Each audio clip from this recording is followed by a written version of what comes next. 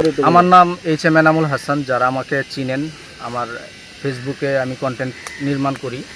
So বাংলাদেশের বহু মানুষ আমাদেরকে ভালোবাসা এবং আমাদের ভিডিওর মাধ্যমে তারা বিনোদিত হয়। সো ইসমাইল ভাইয়ের যে ঘটনাটা কালকে ঘটছে সেটা হচ্ছে যে ইসমাইল ভাইয়ের যে দ্বিতীয় স্ত্রী, উনি গত 2023 জুলাইয়ের 24 তারিখে আমাদের পাশের গ্রামেই বিবাহ করে।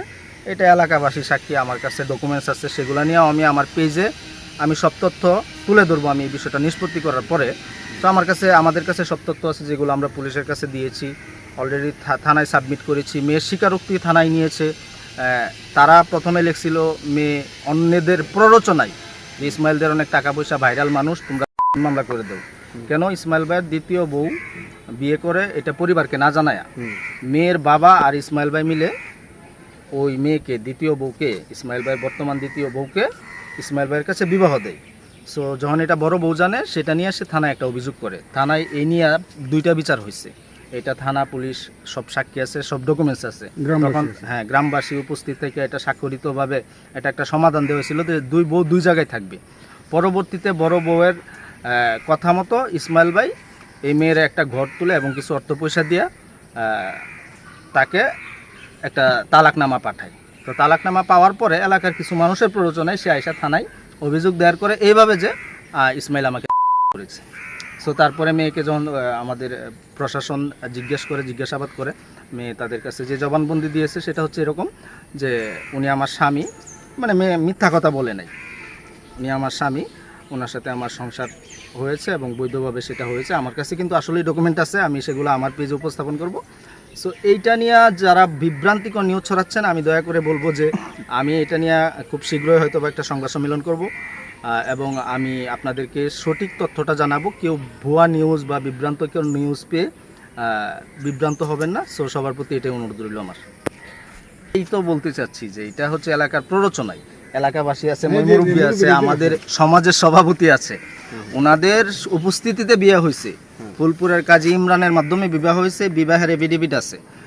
তো বিবাহ হয়েছে, হওয়ার পরে হচ্ছে যখন তালাকনামা পাইলো, মেয়ের বাড়িতে একটা ঘর তুলে দিয়েছে, খুবই অসহায় মেয়ে। তো ইসমাইল ভাই মানবিক বিবেচনায় মেয়েটারে যাতে পরবর্তীতে একটা বিয়ে শাদী দিতে পারে সেই সুবাদে ঘর এবং কিছু টাকা পয়সা দিয়ে যখন মেয়েটারে ছেড়ে দিল, তখন মেয়েটা কিছু মানুষের কুমন্ত্রণায় মেয়ের ফ্যামিলি আয়সা এই মিথ্যা অভিযোগ দায়ের করলো।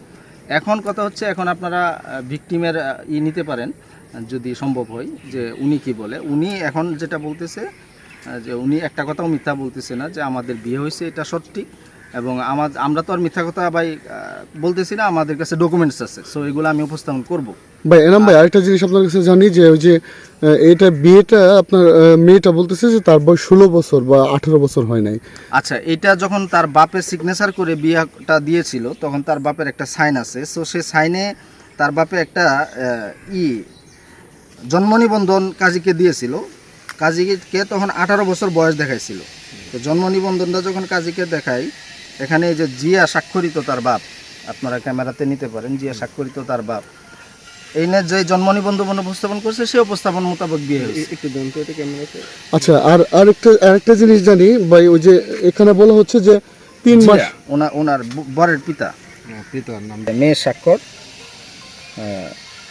ইসমাইল ভাইয়ের স্বাক্ষর আর ইয়ার স্বাক্ষর। যাই হোক, এই পুরা তথ্যটা আমার কাছে আছে, আমি প্রিন্ট। আচ্ছা, আর আরেকটা জিনিস আপনার কাছে জানি যে ওই এটা শুনলাম যে তালাকটা হয়েছে, যে সর্বশেষ তালাকটা হয়েছে কত ইয়েতে, যদি আপনি একটু বলেন। যে তালাকটা হয়েছে গত শনিবারে।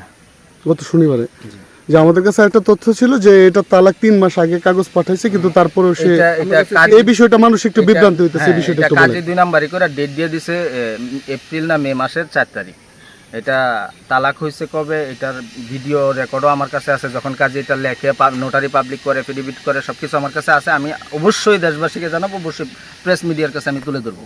এখন এই মুহূর্তে আপনার যারা মানে অডিয়েন্স আছে বা দর্শনার্থী আছে, যারা আসলে ওদের আগ্রহ বিষয়টা জানতে চাচ্ছে, তাদের উদ্দেশ্যে আপনার বক্তব্য? আমার বক্তব্য হচ্ছে, আপনারা বিভ্রান্তিকর নিউজে দেখেন, ইসমাইল ভাইকে সবাই চিনেন, আমার থেকেও সহজ সরল ইসমাইল ভাই ক্যামেরাতে যে সাধারণ মানুষ, আমার এলাকায় যান, প্রত্যেকটা মানুষের কথা শুনেন। সবচেয়ে বেশি হলো আমার এলাকায় যারা করছে ভালো হচ্ছে, এইটা বোঝায়। তো আপনার পরিচয়টা? উনি আমাদের সমাজের সভাপতি, মসজিদের একই গ্রামে আমার বাইশটা সম্পর্কে নাম একটা আপনি কি মসজিদের সভাপতি? জি। আপনার নামটা জানি কি? মোহাম্মদ শফিকুল ইসলাম। আচ্ছা বলেন তো দেখি একটু বিষয়টি। বিষয়টা হলো যে এটা অন্যভাবে করছে। আমাদের মসজিদটা 30টা ঘর নিয়ে একটা মসজিদ। আচ্ছা এটা অন্য একটা আচ্ছা আচ্ছা ওটা সমস্যা নাই। আপনার এই বিষয়ে একটু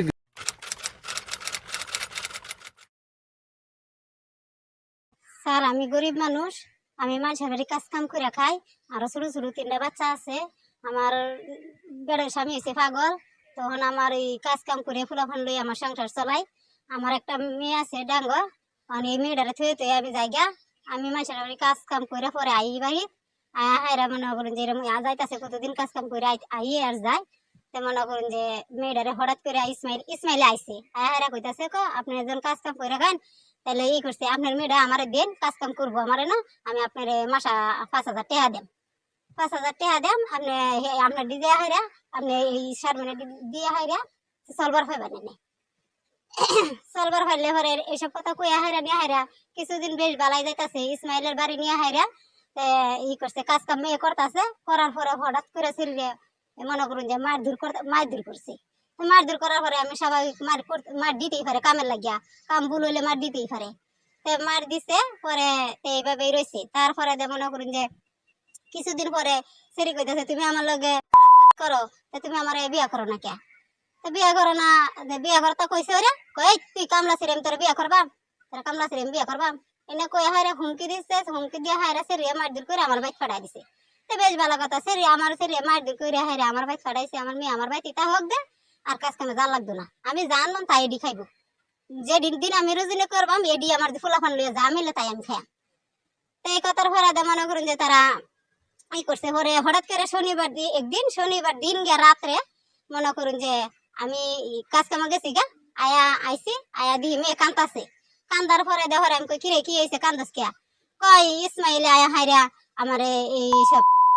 তারপরে আমি আশেপাশে লোকেরা মনে করেন যে আমি জানাইছি, আমি জানি হেরা পয়সা ওলা মানুষ, আমি গ্রামে বিচার পাইতাম না, এই কারণে আমি থানায় আসছি।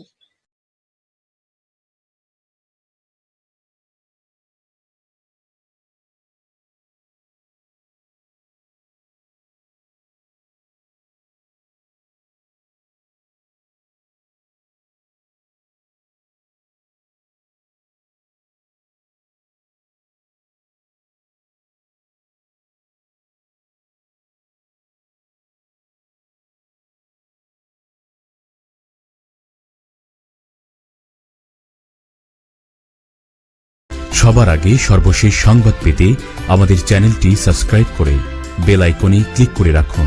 ধন্যবাদ।